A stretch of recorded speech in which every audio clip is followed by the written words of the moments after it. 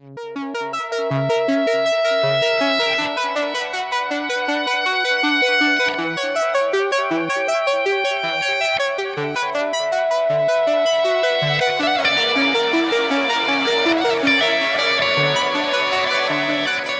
consent has been given. The Lamb holds the scroll. What follows is not a random punishment, but the precise, intelligent, and often traumatic execution of your soul's blueprint. This is the inner apocalypse, the systematic deconstruction of the old human and the revelation of the divine human. The process unfolds in three deepening waves: seals, shock and opening; trumpets, targeted resonance and restructuring; and bowls, total saturation and purification. This is the spiral of intensification, where the same core issues are revisited at ever deeper octaves of your being.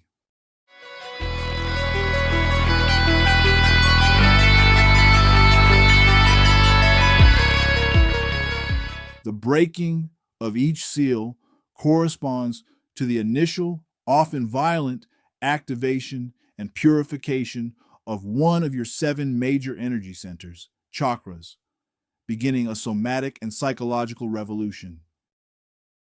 The first seal, the white horse, crown chakra, Sahasrara, the conquering spirit. The vision, a white horse whose rider holds a bow and is given a crown. He rides out conquering and to conquer. Inner event, the initial shocking rush of spiritual energy or awakening. This is the first contact with the throne room consciousness, a surge of grace or insight that feels like a conquest. It is thrilling, empowering, and carries the seed of all that is to come. Somatic correlation, a sudden electric rush at the crown of the head, a feeling of the skull opening, blissful tingling over the scalp, or a sensation of being downloaded with light, can be accompanied by a temporary euphoria and a powerful sense of purpose. Warning, this is the beginning, not the end. The ego can easily claim this crown for itself, becoming the spiritual conqueror, which sets the stage for the turmoil of the next seals. The second seal, the red horse, sacral chakra, Svadhisthana, the taking of peace. The vision, a red horse whose rider takes peace from the earth, enabling people to slay one another with a great sword. Inner event, the eruption of raw, primal emotion. The peace of your former emotional equilibrium is shattered. Repressed anger, passion, fear, and desire surge to the surface. This is the purification of the emotional body. The sword is the sharp truth of these feelings, felt internally as a civil war. Somatic correlation, intense heat or chills in the lower abdomen, surging uncontrollable emotions, weeping, rage, spontaneous muscular contractions, kriyas in the hips and pelvis, a feeling of being at the mercy of inner tempests. The third seal, the black horse, solar plexus chakra, Manipura, the famine for truth. The vision, a black horse whose rider holds scales. A voice cries, "A quart of wheat for a denarius, and 3 quarts of barley for a denarius, and do not harm the oil and wine."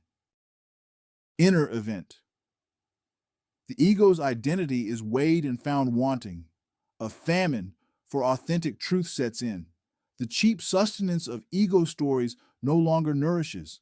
The scales measure the justice of your self-image, and it is found bankrupt. The oil and wine, spiritual grace and joy, are preserved, but the basic wheat of your former identity is now scarce and costly. Somatic correlation, knotting, cramping, burning in the stomach and solar plexus. Digestive issues, loss of appetite, or bizarre cravings. A visceral feeling of inner emptiness and fraudulence. The body rejects the food of the old self. The fourth seal, the pale horse, heart chakra, Anahata, confrontation with mortality. The vision, a pale, sickly green horse whose rider is named Death, with Hades following. They are given authority over a fourth of the earth to kill with sword, famine, pestilence, and wild beasts. Inner event, the death of the emotional heart. This is the confrontation with the ultimate futility of the ego's projects, its loves, its attachments, its very will to live in the old way. A profound existential depression or grief descends. The fourth of the earth that dies is the quadrant of your being most identified with personal conditional love and survival. Somatic correlation, physical ache, pressure, or piercing pain in the heart center. Palpitations, feeling of the heart breaking or being squeezed. Breathlessness, this is the felt death of the separate self, experienced in the chest. The fifth seal, the souls under the altar. Throat chakra, Vishuddha, the cry of suppressed truth. The vision, the souls of those slain for the word of God cry out from under the heavenly altar. How long until you judge and avenge our blood? Inner event, your murdered authenticities demand justice. Every truth you ever silenced, every word you swallowed to please others, every authentic expression you killed now rises from the subconscious under the altar with a cry. This is not a call for external vengeance, but an internal demand for vindication and release. Somatic correlation, pressure, tightness, pain, or a constant lump in the throat. Thyroid issues, jaw tension, TMJ, a shaky or strained voice. The physical feeling of wanting to scream, cry, or speak truths that feel stuck. The sixth seal, the great earthquake, third eye chakra, ajna, the ego death. The vision, a great earthquake. The sun turns black, the moon to blood, stars fall, the sky vanishes, and every mountain and island is moved.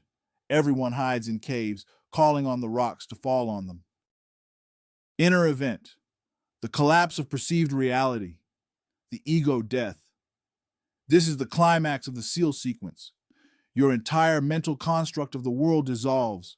Sun black, your illuminating intellect fails. Moon blood, your reflective emotional body is in trauma. Stars fall, all guiding beliefs and ideologies crumble. Sky vanishes. Your framework of meaning disappears. Earthquake, the very ground of your being shakes. Somatic correlation, extreme pressure, splitting headaches, buzzing or roaring in the skull, pineal gland activation. Dizziness, disorientation, depersonalization, derealization. This isn't real. The feeling of bubbles or shifting under the skin. Vivid, non-optional visions of light, geometry, or archetypal imagery. The ego, everyone, hides in the caves of the mind, in terror of the naked truth. The seventh seal, silence in heaven, the crown, revisited in samadhi. The vision. When the seal is opened, there is silence in heaven for about half an hour. Inner event, ere the transcendence. After the cataclysm of the sixth seal, a profound, total inner silence descends. All mental noise, all emotional turbulence ceases. This is not emptiness, but fullness, the state of pure being, samadhi. The half an hour signifies a timeless moment of rest and integration before the next phase begins. Somatic correlation, a deep, resonant stillness in the entire nervous system. The body feels utterly at peace, perhaps vibrating at a subtle, unified frequency. The crown chakra may feel like a fountain of silent light. You may notice the root chakra, Muladhara, is not explicitly represented among the seven seals. There is no horse or calamity directly tied to the base of the spine. This is because the root chakra is not opened during the seals. It is tested and transformed. The seals represent the upward surge of energy, Kundalini, breaking through specific blockages on its ascent. But this surge originates from the root, the coiled power at the base of the spine. Think of it this way. The root chakra is the launch pad, not the rocket. The earthquake of the sixth seal is felt in the entire foundation of your being, including the root. When the stars fall and the mountains move, It is not just your head that shakes, it is your very sense of ground, safety, and reality that is obliterated. The root chakra's domain is survival, safety, and earthly connection. During the seals, especially the pale horse, heart death, and the great earthquake, ego death, every single one of these securities is deliberately dismantled. Your financial safety may collapse. Your health may falter. Your family structures may shift. Your trust in the material world dissolves. This is the root chakra's purification, not by a specific seal, but by the total apocalypse of everything it was built to secure. Its transformation is not about becoming spiritual and leaving the earth. It is about shifting from survival-based grounding, I am safe because I have XYZ, to consciousness-based grounding. I am safe because I am, and I am one with the earth itself. This is the feet like fine brass, refined in a furnace, from the vision of the Son of Man, a foundation forged in fire, not inherited by birth. So, while the seals focus on the dramatic openings above, the root is undergoing its own silent, total renovation below. It is being converted from a prison of fear into the unshakable foundation of the New Jerusalem, the temple that will later descend to earth, fully grounded after the storm. In short, the root chakra isn't missing. It is the stage upon which the entire apocalypse is performed. By the end, the stage itself has been remade into a sacred mountain.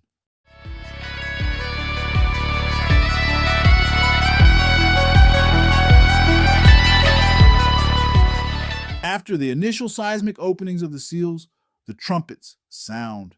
This is the second wave of the spiral of intensification. If the seals were like dynamite blasting open a sealed mine shaft, the trumpets are like precision sonic drills sent down that shaft to shatter the largest remaining ore deposits, the deepest, most entrenched complexes that survived the initial blast. They do not create new wounds, but resonate with the now exposed blockages, causing them to vibrate and fragment.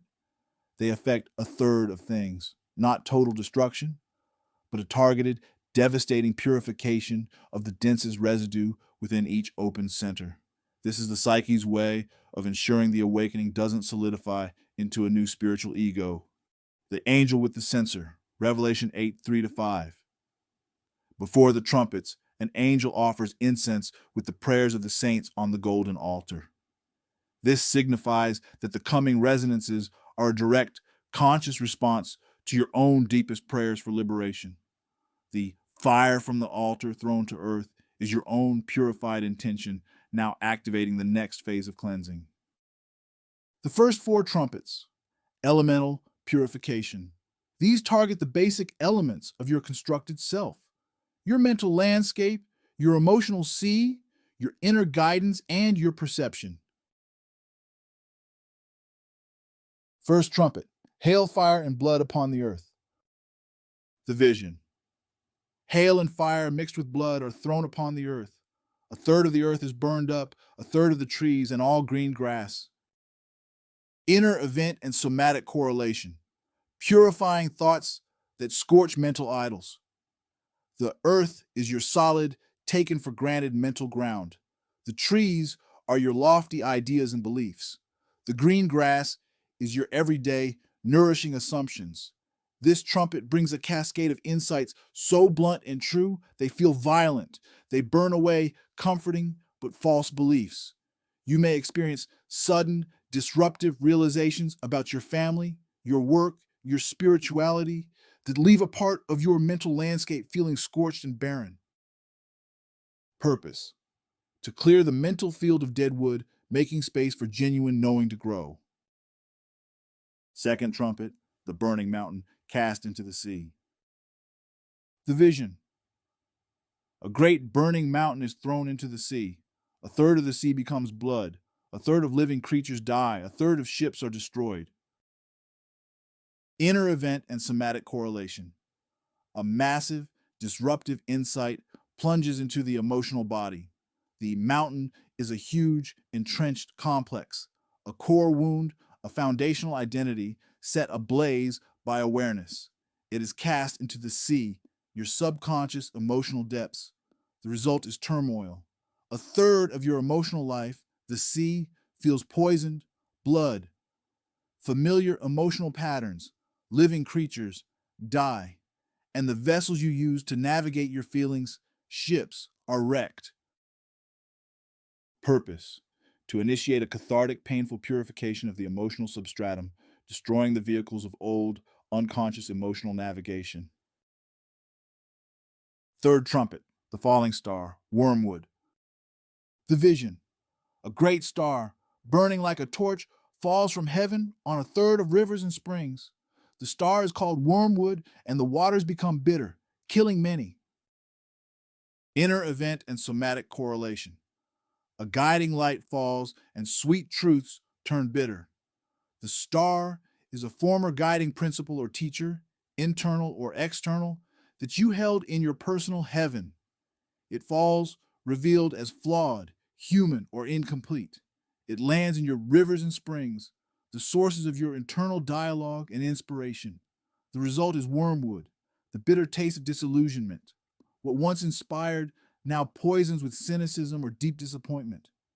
And this can correlate with altered taste, a metallic or bitter feeling in the mouth, connected to the throat, upper digestive tract, reflecting the ingestion of a bitter truth.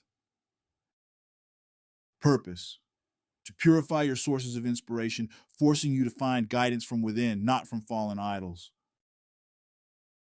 Fourth trumpet, the struck sun, moon, and stars. The vision: a third of the sun, moon, and stars are struck, so that a third of their light is darkened. A third of the day and night lose their light. Inner event and somatic correlation: the dimming of perception and intuition. Your sun, conscious intellect; moon, emotional reflection; and stars, intuitive sparks, are partially eclipsed. This is spiritual dryness and perceptual fog. After the intense fires and bitterness, a gray dullness descends. Meditation feels empty. Intuition seems blocked. The world appears flat. This protects you from overload, while deeper integration occurs. You may experience eye strain, light sensitivity, or a general sense of perceptual dullness. Purpose: to force a rest from intense inner seeing, integrating the previous purifications in a state of unknowing. The fifth trumpet, first woe, the locust from the bottomless pit, the abyss. The vision: a star, an angel, falls from heaven with the key to the bottomless pit, the abyss. He opens it and smoke obscures the sun. From the smoke come locusts, like war horses with human faces, women's hair, lions' teeth, and scorpions' tails. They torment for 5 months those without the seal of God, but are forbidden to kill them. Their king is the angel of the abyss, Abaddon Apollyon, destroyer. Inner event and somatic correlation: the eruption of the collective and personal shadow. The abyss is the collective unconscious, the repository of humanity's darkest fears, ancestral trauma, and archetypal horrors.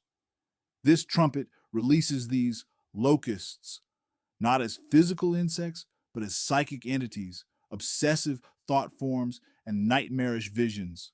They have human faces. They feel personal. Women's hair. They are alluring or terrifying in an intimate way. Lion's teeth. They shred your peace. And scorpion's tails. They inject psychic venom of fear and despair.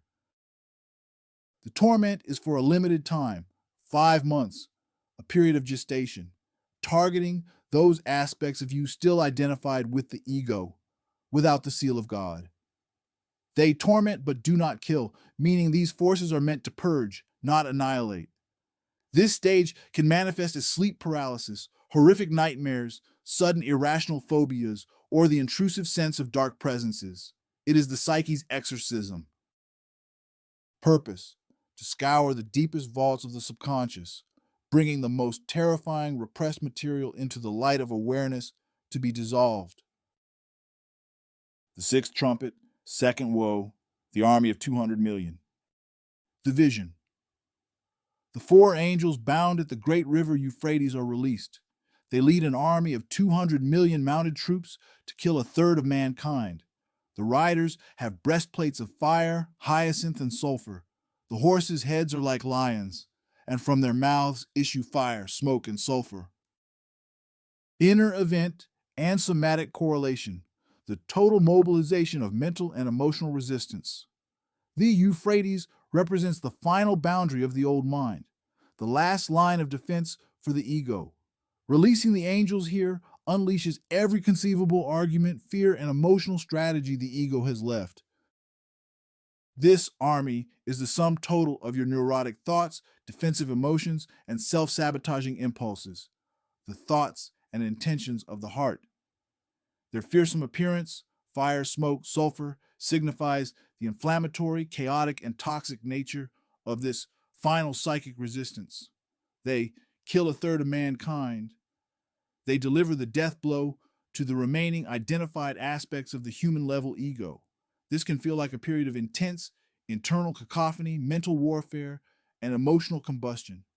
It is the ego's last stand, a final spectacular explosion of defiance before its power is broken.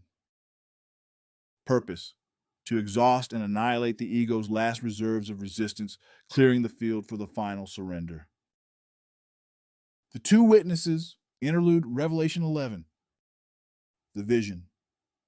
Two witnesses prophesy for 1,260 days, clothed in sackcloth.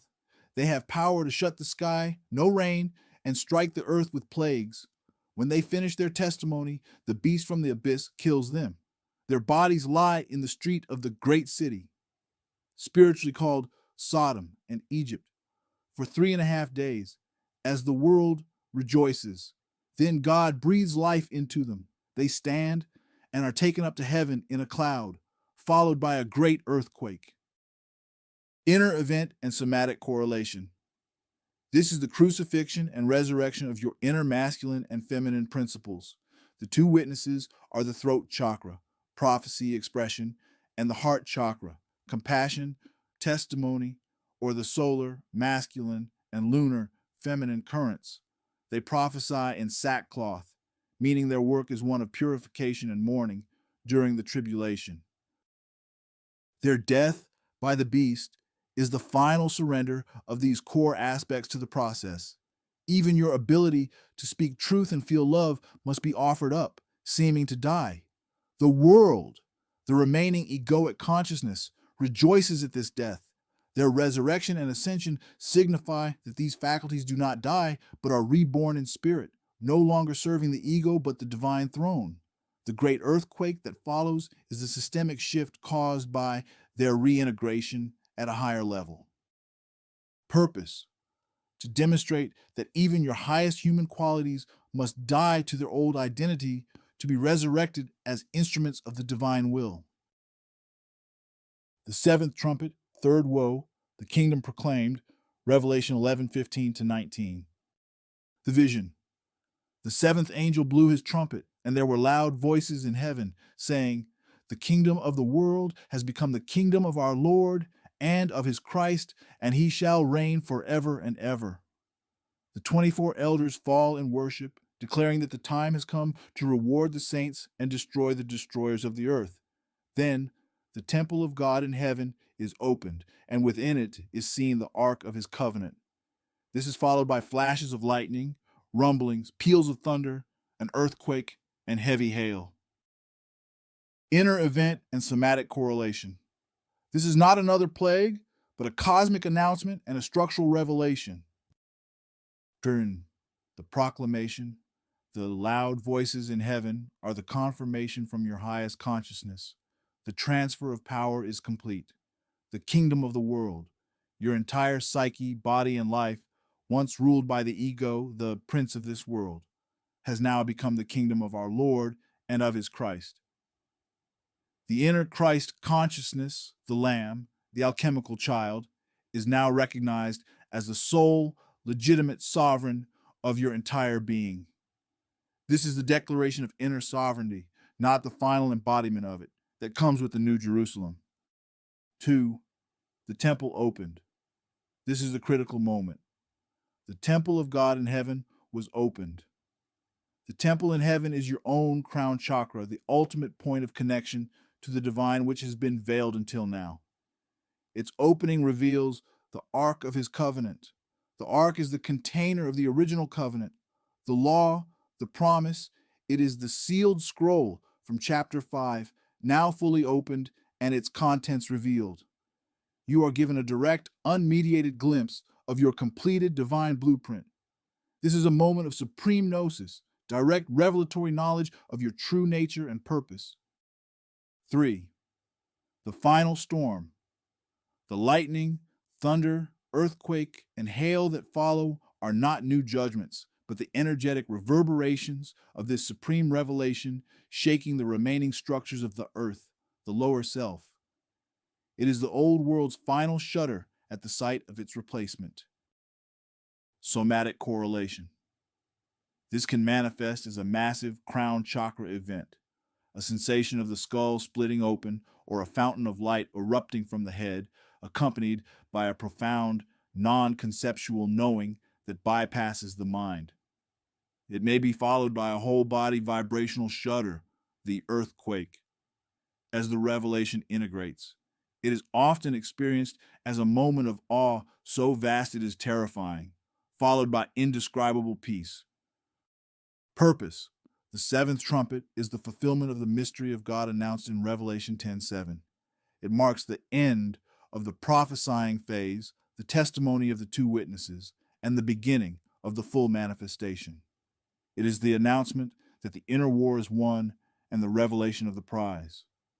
From this point onward, chapters 12 to 22, the narrative shows the implications and final cleanup of this established fact. The woman gives birth, the dragon is cast out, the beasts arise as final counterfeits, and the bowls are poured out not to achieve victory, but to cleanse the now recognized kingdom. The seventh trumpet is the moment the spiral completes its final turn and achieves vertical liftoff. The seals broke you open. The first 6 trumpets restructured the contents.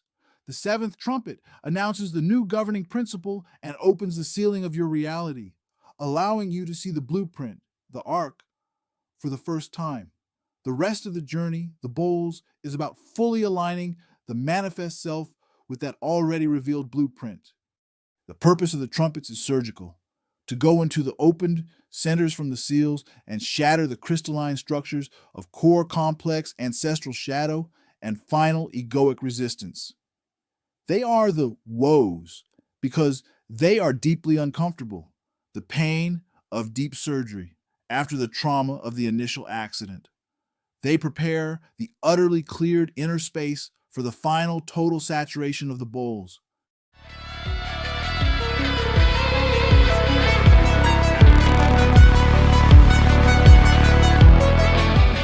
This chapter is not another plague or trumpet. It is the archetypal revelation, the timeless Gnostic myth explaining the origin of the entire conflict now playing out in your personal apocalypse. It steps outside linear time to show you the why behind the seals and trumpets. It is the story of your soul's journey from divine conception through persecution to ultimate victory.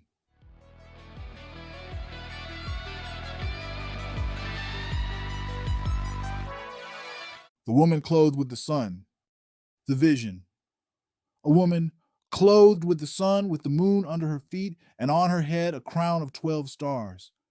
She is pregnant and crying out in birth pains. Inner event. This is Sophia, wisdom, your own divine soul. She is not the personal ego, but the eternal intuitive core of your being. Clothed with the sun, illumined by pure spirit, the Father Principle. Moon under her feet.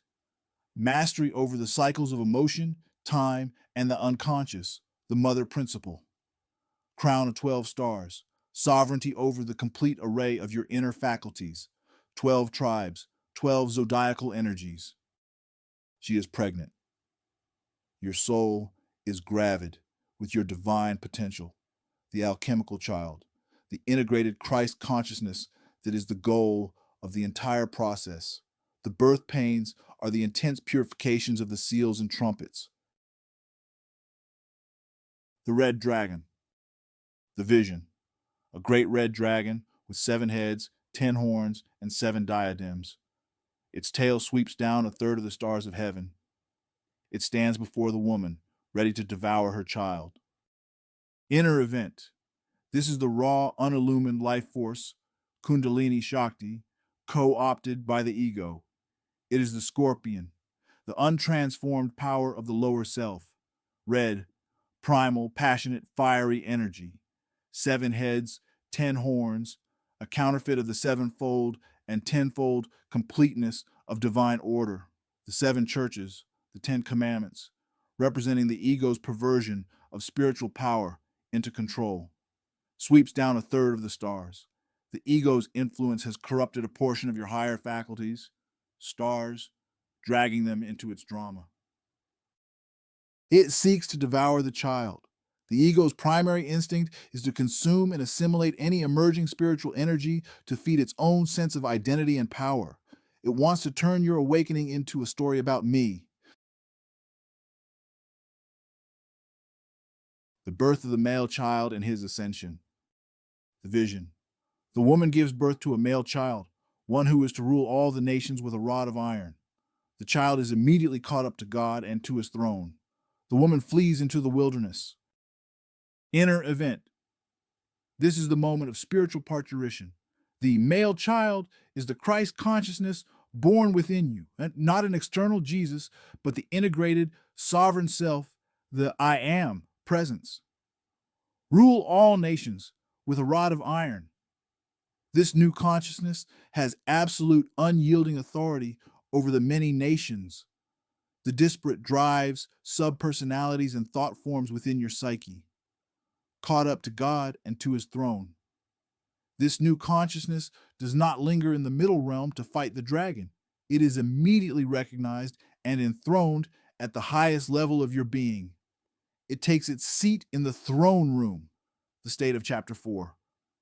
Your job is not to become this, but to realize it is already who you are at the level of spirit. The woman, your soul, flees. With the divine child safe in heaven, your conscious soul awareness retreats into the wilderness, a state of protected isolation, incubation, and nourishment for 1,260 days, a period of spiritual gestation. This is a time of inner focus, where the soul integrates the shock of birth away from the dragon's immediate rage. War in heaven and the dragon cast down. The vision. Michael and his angels fight the dragon. The dragon, now called the ancient serpent, the devil, and Satan, and his angels are defeated and thrown down to earth.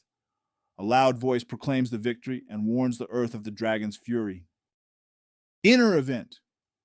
This is the definitive, irreversible shift in your inner governance. Michael, who is like God, represents your integrated will, the aspect of you that aligns with divine will, not personal will. War in heaven, the final battle for the seat of consciousness. The ego, Satan, has been masquerading as God in your inner heaven, your mind. The dragon is cast down to earth. This is the masterstroke. The ego is evicted from the seat of authority. It can no longer pose as the ultimate truth. The voice of God, the I, it is deposed, but it is not destroyed. It is thrown down to the earth, into your physical body, your daily life, your relationships, your instincts. Its power is no longer in pretending to be divine, but in wreaking havoc in the realm of manifestation. Why this fits after the trumpets. The seals and trumpets systematically exposed and weakened the ego's strongholds. The 7th trumpet proclaimed the kingdom. Now with the true king, the male child, recognized in heaven, the imposter, the dragon, is physically ejected. This is the logical consequence of the proclamation. The spiral explanation at this point. This chapter is the mythic core of the entire spiral. Each turn of the spiral, seals, trumpets, bowls, is a smaller reenactment of this grand myth. 1. Initiating surge, woman's pregnancy. Energy rises, seals, trumpets. 2.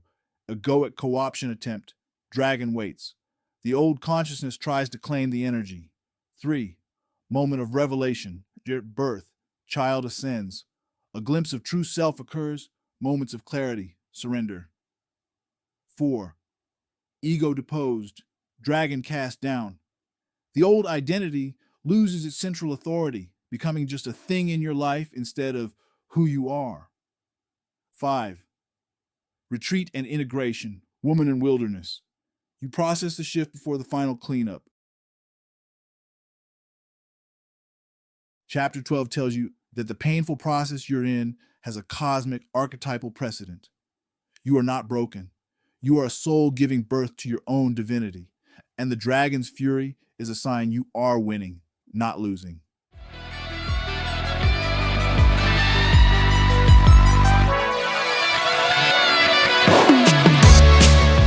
With the dragon, the core egoic power, cast down to earth, it does not sit idle. It reorganizes. Having lost direct control of the throne of consciousness, it now builds an externalized system, a proxy government, to maintain control from the realm of form. This is the birth of the fully articulated religion of externality within your own psyche. The beast from the sea. The vision. A beast rising out of the sea with 10 horns and 7 heads. On its horns were 10 diadems, and on its heads blasphemous names. It resembled a leopard with bear's feet and a lion's mouth. The dragon gave it his power, throne, and great authority. One of its heads appeared fatally wounded, but healed, amazing the whole earth. It utters haughty and blasphemous words and is given authority for 42 months. Inner event. This is the intellect, charm mind, divorced from spirit and infused with the dragon's egoic power. From the sea, it emerges from the chaotic collective sea of human thought, ideology, and dogma. Composite beast, leopard, bear, lion, a patchwork of all earthly kingdoms. It represents systematized worldly power in all its forms: political, religious, scientific materialism. The mortal wound, healed. The ego mind's ability to rationalize, recover, and reinvent itself after every seeming defeat. You have a profound insight, a mortal wound to a belief system, and the intellect later heals it with a new, more sophisticated doubt or theory. Blasphemies. It speaks haughty and blasphemous words, claims of ultimate exclusive authority. This is the voice that says, only this political ideology can save us. Only this religious doctrine is true. Only material science can explain reality. It sets itself up as the false throne, the external system you must submit to for truth and salvation. The beast from the earth, the false prophet. The vision. A second beast rising from the earth. It has 2 horns like a lamb, but speaks like a dragon. It exercises all the authority of the first beast and makes the earth worship the first beast. It performs great signs, even making fire come down from heaven. It forces people to take a mark on their right hand or forehead. Inner event. This is the emotional desire body and the faculty of imagination, acting as the enforcer for the first beast. From the earth.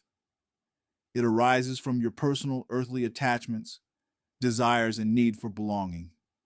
Horns like a lamb, speaks like a dragon. It appears gentle, spiritual, appealing, like a lamb. But its core programming, its speech, serves the dragon's agenda of separation. Performs great signs. It generates powerful emotional experiences, charismatic feelings, synchronicities, and miraculous sensations.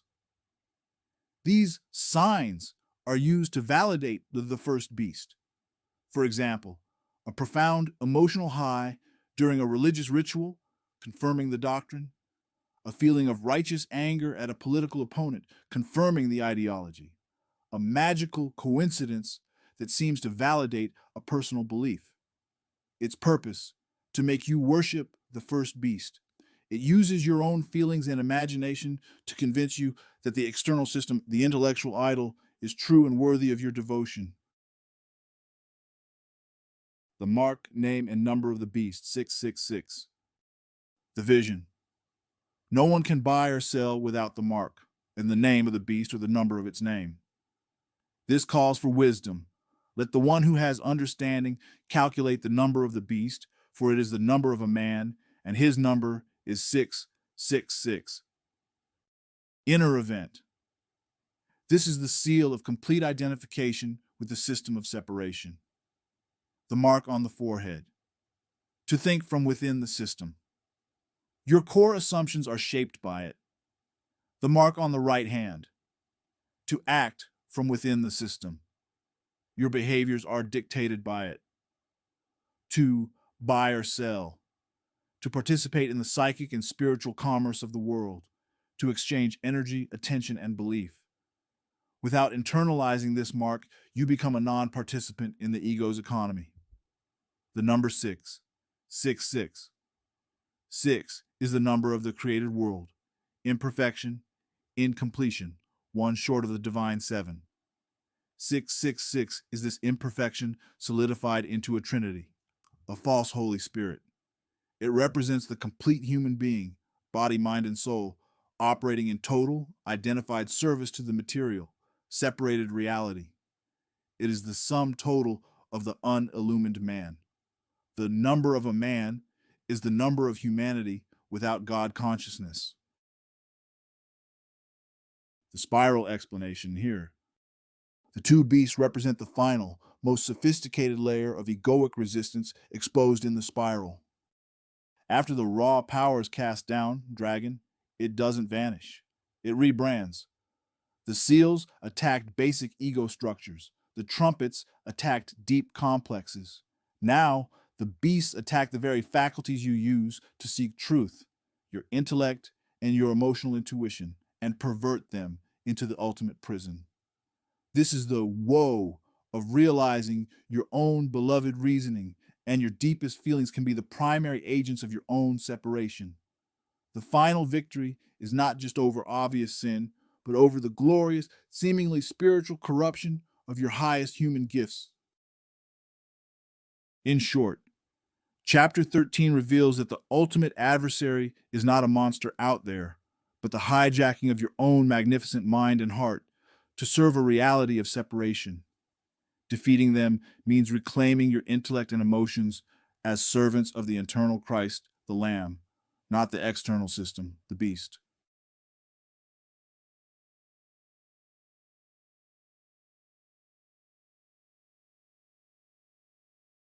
The bowls are not a new cycle. They are the completion and totality of the process initiated by the seals and amplified by the trumpets. If the seals were explosions and the trumpets were sonic resonators, the bowls are the flood. They represent the moment the divine consciousness, now fully established as the inner sovereign after the seventh trumpet and the war in heaven, saturates every remaining recess of your being. There is no third affected here. It is total immersion. This is the alchemical solve dissolution pushed to its absolute limit, where every impurity is flushed to the surface and consumed. Prelude, chapter 15. The vision of the sea of glass mingled with fire, and the song of Moses and the Lamb. This shows the initiates, those who have conquered the beast, standing on the still mind, sea of glass, which is now also purifying fire. The song of Moses, the law, and the Lamb, grace, have merged into one truth. The temple of the tent of witness in heaven opens, and 7 angels receive the 7 golden bowls full of the wrath of God. This signifies that the final action is not born of anger, but is the righteous, intelligent completion of the divine blueprint, witnessed and consented to from the beginning. First bowl, soars on the worshippers of the beast. The vision.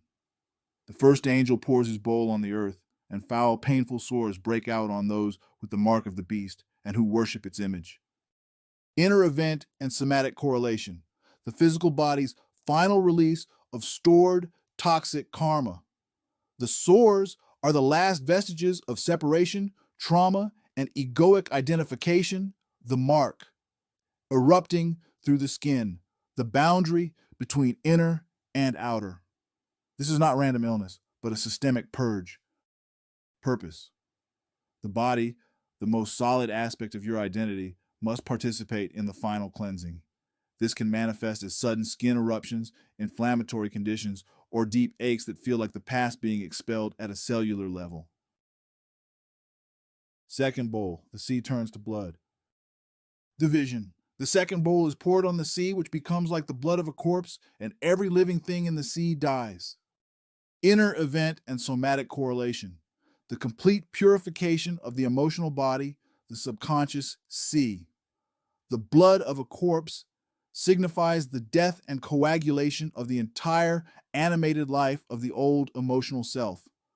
All the swimming creatures, the complex emotional patterns, desires, and attachments that gave your inner sea its character are dissolved. And this can feel like emotional numbness or a profound, empty stillness after a lifetime of inner turmoil. The sea is not just polluted, it is fundamentally transformed. Purpose. To render the emotional body completely neutral, a still pool ready to reflect the heavens without distortion. Third bowl, rivers and springs turn to blood. The vision. The third bowl is poured on the rivers and springs of water, and they become blood. An angel proclaimed the justice of this, for they have shed the blood of saints and prophets. Inner event and somatic correlation. The purification of the sources of your mental and psychic life. If the sea is the subconscious, the rivers and springs are the conscious tributaries of thought, inspiration, and internal dialogue. They turn to blood. The life force in your very thinking is being called to account. The shed blood of saints and prophets is the truth you have internally murdered, the insights you ignored, the intuitions you silenced. This stage brings a crisis of thought, where every mental stream feels charged with the weight of your own past self-betrayal. Purpose. To cleanse the very wellspring of the mind, so that future thoughts arise from purity, not conditioned reaction. Fourth bowl, scorching by the sun. Division. The fourth bowl is poured on the sun, and it is allowed to scorch people with fire. They are scorched by fierce heat and blaspheme the name of God. Inner event and somatic correlation. The intensity of pure spirit becomes unbearable to the residual ego. The sun is the light of consciousness itself. In its purified, undimmed state, its radiance is excruciating to anything that clings to shadow. The ego's final response is not surrender, but blasphemy, cursing the very source of the light that exposes it. This can manifest as a final, intense rebellion, a wave of anger at God, at the process, at spirituality itself, coupled with sensations of unbearable internal heat or feverishness without illness. Purpose. To force the last, most recalcitrant aspects of self-will into definitive final reaction, so they can be seen and released.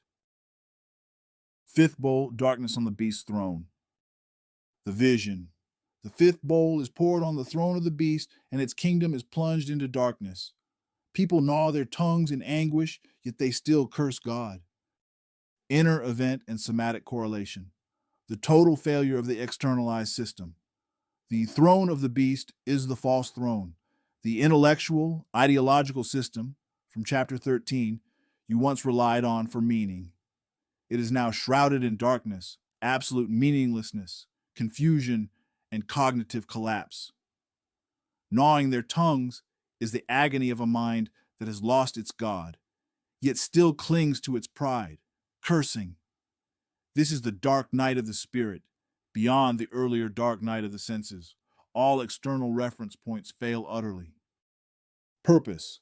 To annihilate the final possibility of seeking salvation or meaning from any external or mental construct.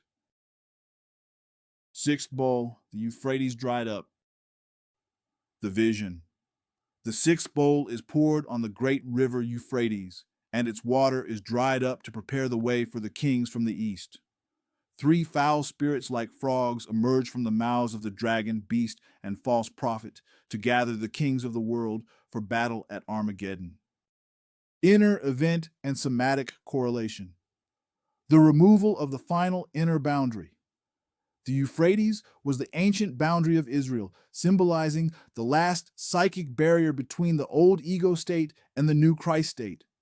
Drying it up means the kings from the east, the rising integrated aspects of your being, can now march in unimpeded for the final confrontation. The frogs. These are the last deceptive inspirations of the triune ecosystem. Dragon, raw power. Inspirations of force, domination, or dramatic ascension. Beast, intellect. Inspirations of brilliant, final intellectual synthesis. False prophet, emotion. Inspirations of sublime, final emotional transcendence. They gather your remaining psychic energies, kings of the world, for one last grand stand at Armageddon, Mount of Megiddo, the place of decisive battle. This is the final assembly of all remaining resistance into one focused intent, to preserve a sense of separate self. Purpose, to collect every scattered remnant of the ego into one place for its ultimate dissolution. Seventh bowl, it is done. The vision. The seventh bowl is poured into the air. A loud voice from God's throne says, "It is done." There are flashes of lightning, rumblings, peals of thunder, and the greatest earthquake ever. The great city, Babylon, splits into three parts, and the cities of the nations fall. Every island flees, and mountains disappear. Giant hailstones fall. Inner event and somatic correlation. Total systemic collapse and reintegration. Poured into the air, the realm of spirit and mind, this is the saturation of the medium of consciousness itself. It is done. The proclamation of completion. The process of dissolution is over. Greatest earthquake. The foundational shift of your entire being. Every isolated construct, island, and every towering identity, mountain, loses its solidity and dissolves. This can feel like a whole body vibrational event or a sense of the ground of being permanently altering. Babylon splits in three.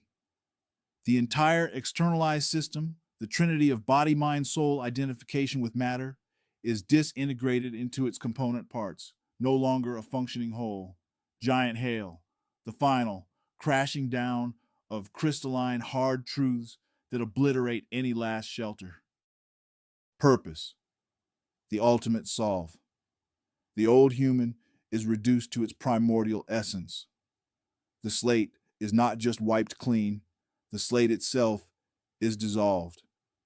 What remains is the pure, unformed potential, the prima materia, ready for the coagula, the formation of the New Jerusalem. The bowls represent the final inward turn of the spiral, where it collapses into the singularity. The seals opened you. The trumpets restructured you. The bowls dissolve what was restructured into pure essence. You are not being punished. You are being returned to your original state before the first ripple of separation arose. From this silent, empty, clean space, the true creation, the one aligned with the open scroll, the enthroned lamb, and the ascended child, can now begin.